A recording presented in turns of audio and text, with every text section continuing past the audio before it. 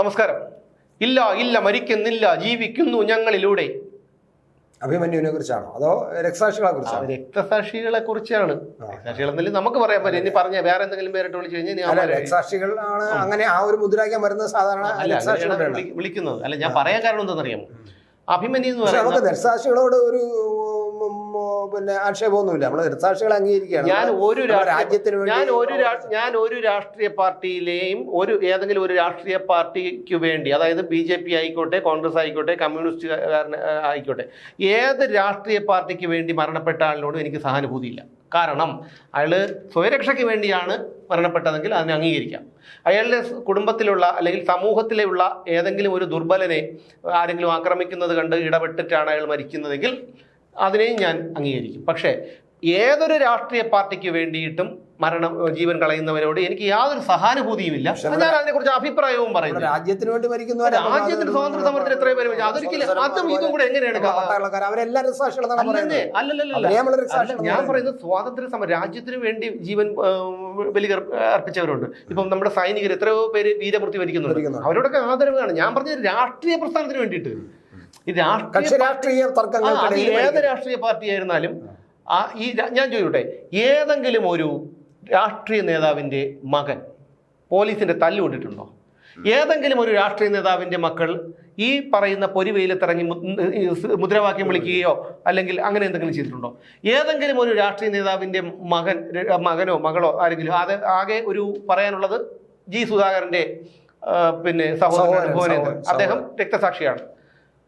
അവരുടെ ഭാഷയിൽ പറഞ്ഞാൽ രക്തസാക്ഷിയാണ്. അല്ലാതെ ഏതെങ്കിലും അത് അന്നത്തെ കാലത്ത് അവരൊക്കെ യഥാർത്ഥ കമ്മ്യൂണിസ്റ്റുകാരായിരുന്നു. അവരൊക്കെ യഥാർത്ഥ കമ്മ്യൂണിസ്റ്റുകാരായിരുന്നത് കൊണ്ട്. അല്ലാതെ ഈ പറയുന്ന ഏതെങ്കിലും രാഷ്ട്രീയ നേതാക്കളുടെ മക്കൾ പാർട്ടിക്ക് വേണ്ടി ഇറങ്ങിയിട്ടുണ്ടോ? പ്രസ്ഥാനത്തിന് വേണ്ടി ഇറങ്ങിയിട്ടുണ്ടോ? സമരം നയിച്ചിട്ടുണ്ടോ? പോലീസിന്റെ തല്ല് കൊണ്ടിട്ടുണ്ടോ? രാഷ്ട്രീയ പിന്നെ രക്തസാക്ഷികളായിട്ടുണ്ടോ? ഇല്ലല്ലോ, ഇല്ല. അപ്പൊ അതുകൊണ്ട് കണ്ടവന്റെ വീട്ടിലിരിക്കുന്നവരെ കൊല്ലുക, തിന്നുക, ഇതാണ് അവരുടെ രീതി. ഇപ്പൊ എന്തായാലും പറഞ്ഞു വന്നത്, വട്ടവടയിലെ അഭിമന്യു എന്ന് പറഞ്ഞ ഒരു നിഷ്കളങ്കനായ പയ്യൻ, അവൻ കൊല്ലപ്പെട്ടു. ഇപ്പോൾ 5-6 വർഷമായി. 2018 അതിന് 5-6 വർഷമായി, 6 വർഷമായി. 2018 കൊല്ലപ്പെട്ടു. അഭിമന്യു എങ്ങനെ കൊല്ലപ്പെട്ടു എന്നൊക്കെ നമുക്കറിയാം. പക്ഷേ അഭിമന്യുവിന്റെ അമ്മ ഭൂപതിക്ക് ഇപ്പോൾ ഹൈക്കോടതിയെ സമീപിക്കേണ്ടി വന്നിരിക്കുന്നു. എന്തിനാണ്? വിചാരണ തുടങ്ങുന്നില്ല. വിചാരണ വൈകുന്നു. കുറ്റവാളികൾ ഇപ്പോഴും പുറത്ത് മതിച്ച് നടക്കുകയാണ്, ചിരിച്ച് രസിച്ച് മതിച്ച് നടക്കുകയാണ്. ഇതിന് ഏറ്റവും വലിയ രസം കൂടിയുണ്ട്. ഈ അഭിമന്യു കൊലക്കേസിൽ റിമാൻഡിലായ ഒരു പ്രതി, ആ പ്രതിക്ക് സർക്കാർ സ്ഥാപനമായ കിലയിൽ ജോലി നൽകി. നല്ല ജാമ്യത്തിൽ ഇറങ്ങിയപ്പോൾ അയാൾക്ക് സർക്കാർ സ്ഥാപനമായ കിലയിൽ ജോലി വാർത്തകളുണ്ടായി. അഭിമന്യുവിന്റെ പാർട്ടി ഭരിക്കുന്ന സംസ്ഥാനത്ത്. ഇനി മറ്റൊരു കാര്യം കൂടി, അഭിമന്യു മരിച്ചപ്പോൾ അത് വലിയൊരു വികാരമായിരുന്നു. കാരണം അവന്റെ ആ നിഷ്കളങ്കമായ ചിരിയും അവന്റെ ആ ഒരു ഇത് നന്നായിട്ട് മാർക്കറ്റ് ചെയ്തു. ഇപ്പോഴും മാർക്കറ്റ് ചെയ്യുന്നു. എല്ലായിടത്തും പാർട്ടി സമ്മേളനം നടന്നു. അവിടെ എല്ലാം പടമുണ്ട്. താഴെ ഒരു തലക്കെട്ടുമുണ്ട്, വർഗീയത തുലയട്ടെ എന്ന് പയ്യൻ പറഞ്ഞതാണ്. പക്ഷെ അതിനുശേഷം എന്താണ് പറയുന്നത്? അതിനുശേഷം ഇവര് പിന്നെ ബക്കറ്റ് പിരിവ് നടത്തി.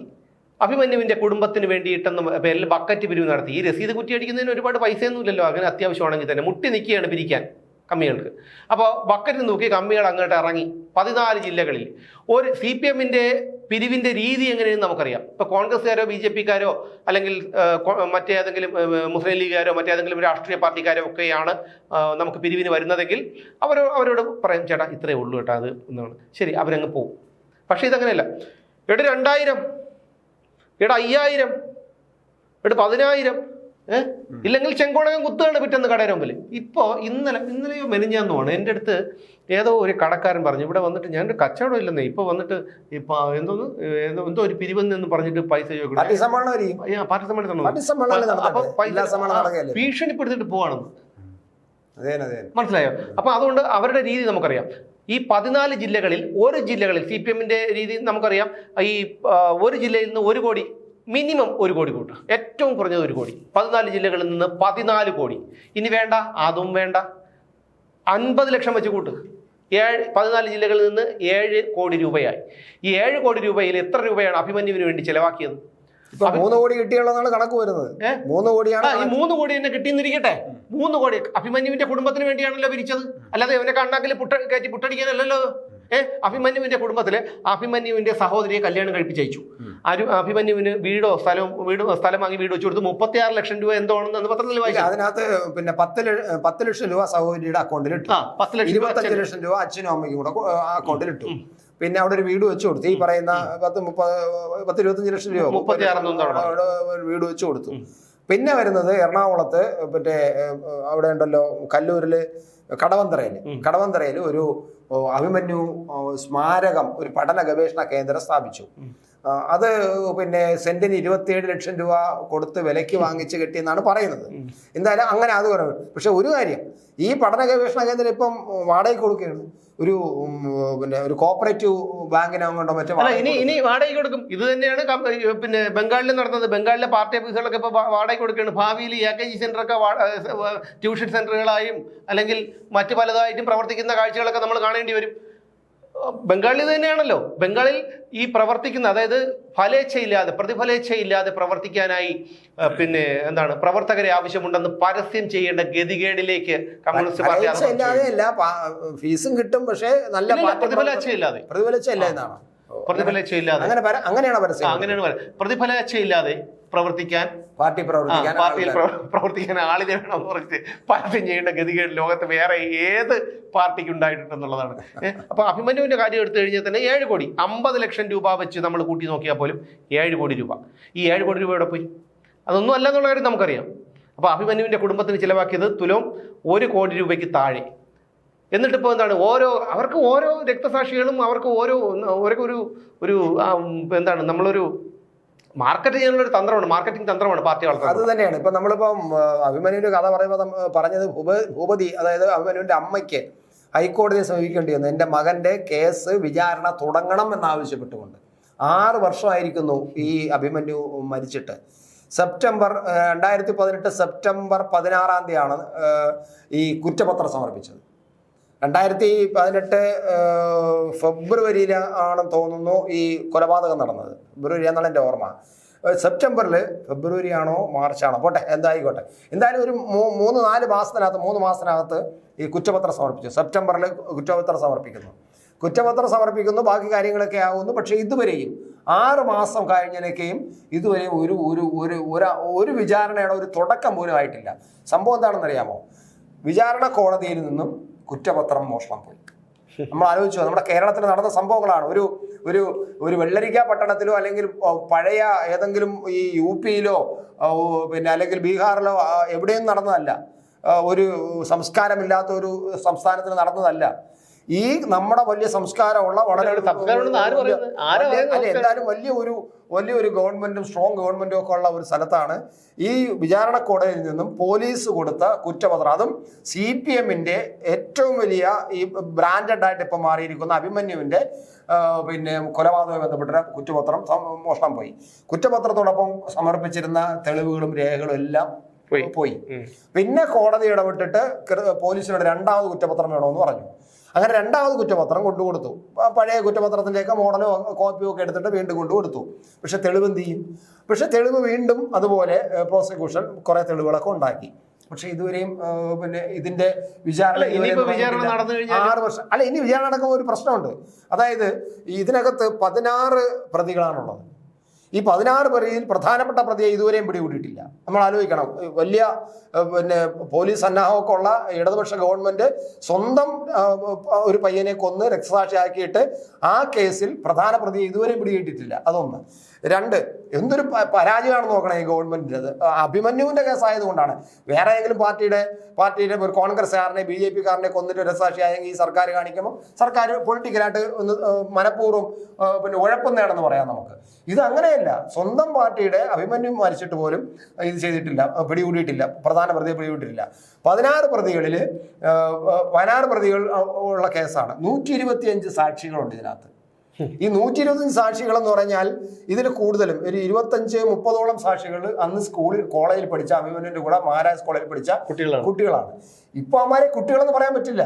അവന്മാര് പഠിച്ച് PG കഴിഞ്ഞ് ഡിഗ്രി കഴിഞ്ഞ് PG കഴിഞ്ഞ് വേറെ പഠിത്തമൊക്കെ കഴിഞ്ഞ് അവർക്ക് ജോലി കിട്ടി. കുറെ പേര് ജോലി കിട്ടി പല സ്ഥലത്തും പോയി. മാത്രമല്ല ഇവിടെ പഠിച്ച കുട്ടികളെല്ലാം എറണാകുളത്തുള്ളവരല്ല, കേരളത്തിന്റെ വിവിധ പ്രദേശങ്ങളിൽപ്പെട്ടവരാണ്. ഈ അഭിമന്യു പോലും വിദേശത്ത് പോയവരുണ്ട്. അഭിമന്യു പോലും ഇടുക്കിയിൽ നിന്നാണ് എറണാകുളത്ത് നിന്ന് പഠിച്ചത്. അപ്പൊ അങ്ങനെ ഓരോ സ്ഥലത്തുനിന്നും വന്ന് പഠിച്ചവരാണ്. അവരെല്ലാം പഠിത്തം കഴിഞ്ഞ് നാലുവാക്കിലും പോയി, പലരും വിദേശത്ത് പോയി, പലരും രാജ്യത്തിന്റെ പല ഭാഗത്തും ജോലിയായി. ഇനി അവരെ എങ്ങനെയാണ് നോട്ടീസ് കൊടുത്ത് അവരെ വിളിപ്പിക്കാൻ കോടതിയെ കൊണ്ട് കഴിയണില്ല, പോലീസിനോട് കഴിയുന്നില്ല. ഇത് ബോധപൂർവം അട്ടിമറിച്ചതാണ്. ജാമ്യത്തിൽ ഇറങ്ങിയ സമയത്ത് ഒരു പ്രതിക്ക് കിലയിൽ ജോലി നൽകി എന്ന് പറയുമ്പോൾ തന്നെ അതിന്റെ അത് എങ്ങനെയാണെന്നുള്ള കാര്യം നമുക്ക് എല്ലാവർക്കും അറിയാം. ഇനി മറ്റൊരു കാര്യം കൂടിയുണ്ട്. അതായത് വീട്ടിൽ മര്യാദക്കിരുന്ന അഭിമന്യുവിനെ വിളിച്ചു വരുത്തുകയായിരുന്നു. ആരോ വിളിച്ചു വരുത്തുകയായിരുന്നു. അതുപോലെ തന്നെയാണ് നവീൻ ബാബുവിനെ, ട്രെയിനിൽ കയറിയ നവീൻ ബാബുവിനെ വിളിച്ചു വരുത്തുകയായിരുന്നു. അങ്ങനെ CPM-ന്റെ പല കാര്യങ്ങളിലും ചില സമാനതകളൊക്കെ ഉണ്ട്. അപ്പോൾ എന്തായാലും ഈ ഒരു കുറെ ദിവസം പുഷ്പനായിരുന്നു. ഈ പ്രതികൾ എന്ന് പറയുന്നത് കൃത്യമായിട്ടും ഐഡന്റിഫൈ ചെയ്തിരിക്കുന്നത് PFI-കാരെന്നാണ്, ക്യാമ്പസ് ഫ്രണ്ടുകാരാണ്. അതായത് നിരോധിക്കപ്പെട്ട പാർട്ടിയായ PFI-യുടെ വിദ്യാർത്ഥി സംഘടനയായ ക്യാമ്പസ് ഫ്രണ്ടിന്റെ പ്രവർത്തകരാണ് ഈ പ്രതികൾ. അങ്ങനെ ആയിരുന്നിട്ട് പോലും ക്യാമ്പസ് ഫ്രണ്ടിന്റെ പ്രതികളായിരുന്നിട്ട് പോലും ഈ ഗവൺമെന്റ് അവരെ സംരക്ഷിക്കുന്നു, അവരെ പിടികൂടാതെ നോക്കുന്നു, ഈ കേസ് അട്ടിമറിക്കാൻ ശ്രമിക്കുന്നു, വിചാരണ പോലും തുടങ്ങാൻ സാധ്യതയില്ലാത്ത സാഹചര്യങ്ങൾ ഉണ്ടാക്കുന്നു എന്ന് പറഞ്ഞാൽ ഇത് ഗവൺമെന്റിന്റെ കുറ്റം പറയാനാണ്. ഇത് കോടതി പോയ കേസാണ്, ഗവൺമെന്റ് ചെയ്യാൻ പറ്റുമെന്ന് ഗവൺമെന്റ് പറയാം. കാരണം കോടതിയിലാണ് ഇതെല്ലാം. ഞങ്ങൾക്ക് എന്ത് ചെയ്യാൻ പറ്റും? കോടതിയിൽ വന്നിരിക്കുന്നു, കോടതി വിചാരണ തുടങ്ങുന്നില്ല, ഞങ്ങൾ എന്ത് ചെയ്യും എന്ന് വേണമെങ്കിൽ പറയാം. പക്ഷെ കൃത്യമായിട്ടും ഈ പ്രതിയെ എന്തുകൊണ്ട് പോലീസ് പിടിച്ചില്ല? ഇല്ല, അത് എന്താണ്? എന്നിട്ട് ഈ എങ്ങനെ മോഷണം പോയി? അത് കോടതി കുറ്റം പറഞ്ഞ കാര്യമല്ല. ഈ കോടതി എന്ന് പറയുന്നത് ഈ കേരളത്തിലെ കോടതിയുടെ സ്ട്രോങ് റൂമില് സൂക്ഷിക്കുന്ന മുറിയില് തൊണ്ടിയായി സൂക്ഷിക്കുന്ന ജട്ടി അടിച്ചു മാറ്റി കട്ട് ചെയ്തവനാണ് പിന്നീട് മന്ത്രിയായത് തന്നല്ലോ. അതുപോലെ ഈ കുറ്റപത്രം ഇന്നിടത്തിരിക്കുന്നു, ഇവിടെ തന്നെ ഉണ്ട്, ആ കുറ്റപത്രം മാത്രവും അതുമായിട്ട് ബന്ധപ്പെട്ട തെളിവുകൾ മാത്രം മോഷ്ടിക്കപ്പെട്ടത് എങ്ങനെയാണ്? ഈ കോടതിയിലെ ജീവനക്കാര് മിനിസ്റ്റീരിയൽ സ്റ്റാഫുകൾ കൂടുതലും ഏത് യൂണിയനിൽപ്പെട്ടവരാണ്? അല്ല, അതല്ല ഞാൻ മുമ്പ് എവിടെയോ പ്രശ്നമുണ്ട്. അപ്പൊ ഇതെല്ലാം നമ്മൾ പരിശോധിക്കുമ്പോൾ ഇത് ബോധപൂർവം പാർട്ടിയും കൂടെ ചേർന്നുകൊണ്ട്, പാർട്ടിയിലെ കുറെ ആൾക്കാരും കൂടെ ചേർന്നുകൊണ്ട് ഈ അഭിമന്യു കേസിനെ അട്ടിമറിച്ചതാണ് എന്ന് വേണമെങ്കിൽ നമുക്ക് പറഞ്ഞുകൂടെ? വേണമെങ്കിൽ എന്നല്ല, എനിക്ക് സംശയം എന്തെങ്കിലും ഉണ്ടോ? പിന്നെ അതുപോലെയാണ് പുഷ്പന് സ്വാശ്രയ കോളേജ് സമരത്തിന് വേണ്ടി സമരം നടത്തിയ പുഷ്പൻ. ആ പുഷ്പൻ ഒടുവിൽ എന്തായി? അവസാനം മരണപ്പെട്ടു. ആ പുഷ്പനെ വെച്ച് കുറെ ആ മനുഷ്യനെ അവസാനം അന്നത്തെ അദ്ദേഹത്തിന്റെ ചോരത്തിളപ്പിൽ അദ്ദേഹം സമരത്തിനിറങ്ങി, അരുതാത്തത് സംഭവിച്ചു. അതിനുശേഷം അതിന് കാരണക്കാരനായ ആളിന്റെ മകനെ പാർട്ടിയിലേക്ക് 2 കൈ നീട്ടി സ്വീകരിച്ചു എന്ന് പറയുമ്പോ അയാളെ സ്വീകരിച്ചു. അപ്പൊ ഇവര് പുഷ്പനോട് ഇവർക്ക് എന്താണ് 5 പേര് മരിച്ചൊക്കെ ചുമ്മയായി. 5 പേരോ 4 പേരോ. എന്നിട്ട് ഞാൻ പറയുന്നത് ഇപ്പോ ഈ അടുത്ത കാലം ഞാൻ ഈ കൂത്തുപറമ്പ് രക്തസാക്ഷി ദിനാചരണം DYFI നടത്തുന്നത് കണ്ട കേട്ടോ. എനിക്ക് സത്യം പറഞ്ഞ ഇത്രയും കുറ്റബോധം അവർക്ക് തോന്നാത്ത കാര്യമായിട്ടാണ്. ഞാൻ പ്രസംഗം കേട്ടപ്പോഴേ ഞാൻ അറിയാം, എനിക്ക് കേൾക്കാൻ പറ്റില്ല, ചെവി പൊത്താൻ പറ്റുന്നില്ല. കാരണം ഈ കൂത്തുപറമ്പ് രക്തസാക്ഷികൾ ദിനാചരണം ആചരിക്കാൻ എന്തൊരു ഉളുപ്പില്ലായ്മയാണ്. കാരണം അയാളെ മകനെ പാർട്ടിയെ കൊണ്ടുവന്നു, MERനെ പാർട്ടിയെ കൊണ്ടുവന്നു. ആ വിഷയം പോലും ഇന്ന് പ്രസക്തമല്ല. സ്വന്തം മക്കളെ ഈ സ്വാശ്രയ കോളേജിൽ കൊണ്ട് പഠിപ്പിച്ചു, വലിയ നേതാക്കന്മാരാക്കി, സ്വാശ്രയ കോളേജിന് എല്ലാ സൗകര്യവും കൊടുത്തു. പാർട്ടി നേതൃത്വത്തിൽ ഇപ്പോൾ സ്വാശ്രയ കോളേജുകൾ സ്ഥാപിക്കുന്നു. മനസ്സിലായില്ലേ? പാർട്ടി ബോർഡും പാർട്ടി നേതാക്കന്മാരും കൂടെ ചേർന്നുള്ള ബോർഡുകൾ ഇരുന്നപ്പോ സ്വാശ്രയ കോളേജിൽ സ്ഥാപിക്കുന്നു. എന്നിട്ട് ഇപ്പോഴും കൂത്തുപറമ്പ് സമരം ആചരിക്കുന്നു. എന്തൊരു കഷ്ടം. സമൂഹ മാധ്യമത്തിൽ വന്നൊരു പോസ്റ്ററാണ്. അതായത് കറക്റ്റ് ഒരു ഇതാണ്. അതായത് കൂത്തുപറമ്പ് രക്തസാക്ഷി ദിനാചരണത്തിന്റെ ഭാഗമായിട്ട് ചൂണ്ടയിടൽ മത്സരം നടത്തുന്നു ഏതോ ഒരു ബ്രാഞ്ചിൽ. ഏതോ കുളത്തിന്നേ ചൂണ്ടയിടൽ മത്സരം നടത്തുന്നു. ഇവനെയൊക്കെ എന്ത് ചേട്ടാ ചെയ്യണ്ട ഒന്നും മനസ്സിലാവില്ല. ചിലപ്പോഴൊക്കെ പറയും പോലെ പറയാതിരിക്കും. ഞാനത് അങ്ങനെ വാക്കുകൾ പറയുന്നില്ലെങ്കിൽ അങ്ങനെ പറയാതിരിക്കാൻ കഴിയില്ല. കാരണം ഈ ഒരു പോട്ടെ അത് കേട്ടാണല്ലോ കൂത്തുപറമ്പ് രക്തസാക്ഷികളെ കുറിച്ച് ഇങ്ങനെ ആ പുഷ്പൻ എന്ന് പറയുന്ന മനുഷ്യന് പിന്നീട് അനങ്ങാൻ പോലും കഴിഞ്ഞില്ല. നല്ല പ്രായത്തിലാണ്, 24 വയസ്സിൽ എന്തോണം അദ്ദേഹം കിടപ്പിലായത്. എന്നിട്ട് വെറുതെ വിടും. എന്നിട്ട് ഈ പോണവനും വരണവനും മുഴുവൻ പിന്നെ ഒരു കാര്യം ഉണ്ട്, ഈ പാവം എഴിക്കാനും പറ്റാതെ വളരെ ബുദ്ധിമുട്ടി കിടക്കണം. പക്ഷെ അയാൾക്ക് മരുന്നും ഭക്ഷണമൊക്കെ കൊണ്ട് പാട്ട് കൊടുക്കുന്നുള്ളത് വേറൊരു കാര്യം. അത് ചെയ്തേ പറ്റൂ, ചെയ്തില്ലെങ്കിൽ നാളെ അത് പുറത്താവും, വേറെ പ്രശ്നമാവും. അതുകൊണ്ട് ചെയ്തു. എന്നിട്ട് ഈ പാവം അറിഞ്ഞുകൊണ്ട് കിടക്കുന്ന ഇദ്ദേഹത്തിന്റെ മുമ്പ് ചെന്നിട്ട് അയാളെ ചോദിക്കുകയാണ് പുഷ്പനെ അറിയാം, നൃത്തം കളിക്കുകയാണ് പിള്ളേരെ. പുഷ്പ നിനക്ക് പുഷ്പനെ അറിയാം, പുഷ്പനെ അറിയാം. അതല്ല അതിനോട് അല്ല, നമ്മൾ ചിരിക്കാൻ പാടില്ല ആ മനുഷ്യന്റെ അടുത്ത് വെച്ചിട്ട്. എങ്കിൽ പോലും ഞാൻ ഇവന്മാരുടെ ഈ വിട്ടിത്താലോചിച്ചിരിക്കുകയാണ്. ആ മനുഷ്യനൊന്ന് അനങ്ങാൻ പോലും നമുക്കറിയാം, ഒരു ചെറിയ ശബ്ദം ഉണ്ടാകും, ഒരു അസ്വസ്ഥത നമുക്ക് ഭയങ്കരമായിട്ട് ഇറിറ്റേറ്റ് ചെയ്യും. അത്രയും വർഷങ്ങളായിട്ട് ഒരേ കിടപ്പ് കിടക്കുന്ന പാവത്തിന്റെ മുമ്പ് ചെന്ന് ഡ്രം അടിച്ചിട്ട് പുഷ്പനെ അറിയാമോ എന്നും പറഞ്ഞുകൊണ്ട് ചോദിക്കുന്നു പറഞ്ഞു കഴിഞ്ഞാൽ അദ്ദേഹത്തിന് ഒന്ന് ചലിക്കാനോ എന്തെങ്കിലും ഒരു കഴിവുണ്ടായിരുന്നെങ്കിൽ ഉണ്ടെങ്കിൽ ഇതിനെയൊക്കെ വെറുതെ വിടുവായിരുന്നു ആ മുറിക്കകത്തുനിന്ന്. അല്ല, ഇതൊക്കെ അങ്ങ് ഉൾക്കൊള്ളാനും ഇതൊക്കെ അങ്ങ് ആവേശം കൊള്ളാനും ഈ പറയുന്ന വളരെ ചുരുക്കം കുറെ സഹാക്കൾക്ക് മാത്രമേ കഴിയൂ. പൊതുജനം എന്ന് പറഞ്ഞ ഒരു ജനമുണ്ട് ഇവിടെ, അവർക്ക് കാര്യങ്ങൾ വിശാലമായിട്ട് കാണുന്ന ജനങ്ങളുണ്ട്. അവരെല്ലാം ഈ കേരളത്തിലെ ജനങ്ങൾ ഇതെല്ലാം കണ്ടുകൊണ്ടിരിക്കുകയാണ്.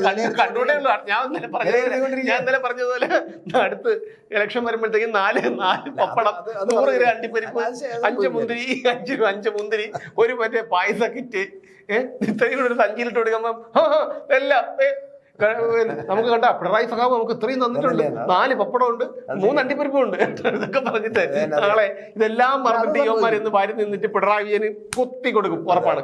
മനസ്സിലായില്ലേ? അപ്പൊ അതുകൊണ്ട് പക്ഷെ നല്ലൊരു ശക്തമായ ബദലിപ്പുറത്തുണ്ടെങ്കിൽ ആളുകൾ കുത്തൂല്ല. പക്ഷെ നിവർത്തിയില്ലാത്ത ബദലല്ലേ ഇരുന്ന് ഇടക്കിടക്ക് ഇരുന്ന് എന്തെങ്കിലും പറയുന്ന മുതൽ വി.ഡി. സതീശൻ ആ ഒരു മുതലല്ലേ ഇപ്പുറത്തിരിക്കണം. ആ മുതലിനെ വെച്ച് എന്ത് ചെയ്യാൻ പറ്റും?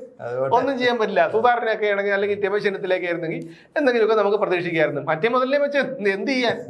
മനസ്സിലായില്ലേ? ഇതൊക്കെ അനുഭവിക്കേണ്ട സുരേന്ദ്രനെയും വിജയനെയും സതീശനെയും ഒക്കെ ചുമക്കേണ്ടത് ഇതൊക്കെ ചെയ്യുന്ന മണ്ടത്തരങ്ങളും ഇതൊക്കെ ഇതിന്റെയൊക്കെ അനുഭവിക്കേണ്ടതും ഒക്കെ എന്നെയും നിങ്ങളെ ചേട്ടനെയൊക്കെ പോലുള്ള സാധാരണക്കാർ ഗതികേടാണ്.